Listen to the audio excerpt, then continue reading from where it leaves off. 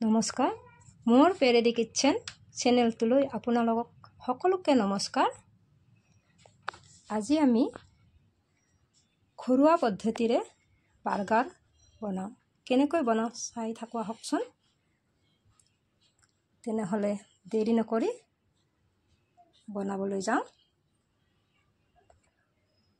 মই প্ৰথমতে বন লৈছোঁ 4টামান, আলু উহাই লৈছোঁ, লগতে মিঠাদৈ লৈছোঁ, চচ লৈছোঁ আৰু গাজৰ, বিলাহী, তিয়ঁহ, বিট সকলো লৈছোঁ। প্ৰথমতে মই ব্ৰেড কেইটা ধুনীয়াকৈ কাটি লৈছোঁ, দুফাল্টা কৰি লৈছোঁ। কিছুমান কাটাই থাকে, মই কাটি ল'লোঁ। এতিয়া মই ধুনীয়াকৈ সেকি লওঁ।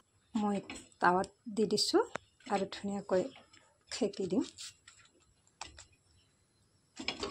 সেকি লৈ আছোঁ, কাৰণ সেকি দিলে ভাল হয়। মই টাৱাতে দি দিছোঁ। ব্ৰেডটো এনেকৈ সেকি ল'লোঁ, অলপ লুটাই দিলোঁ, ৰঙা হৈছে। আলুখিনি এটা পেষ্ট বনাই ল'লোঁ।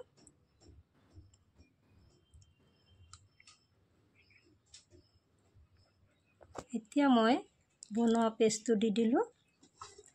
যিটো পেষ্ট মই বনাই থৈছোঁ, এই পেষ্টটো মই দি দিলোঁ ইয়াতে। মিয়নি দিয়ে মানুহে, কিন্তু আমাৰ ঘৰুৱা পদ্ধতিত মিয়নি বোলা কোনো কি নাই। মই ইয়াত দৈ দি দিলোঁ, কাৰণ মই ঘৰুৱা পদ্ধতিৰে বনাইছোঁ, সেইকাৰণে মই দৈ দি দিলোঁ। দৈ দি দিছোঁ, চাওকচোন।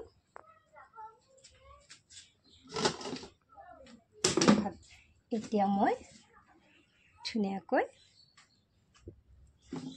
ওপৰত এটুকুৰা কৰি দি দিলোঁ। মোৰ বাৰ্গাৰ ৰেডি।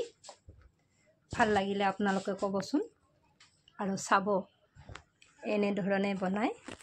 ভাল লাগিলে কমেণ্ট কৰি জনাবচোন।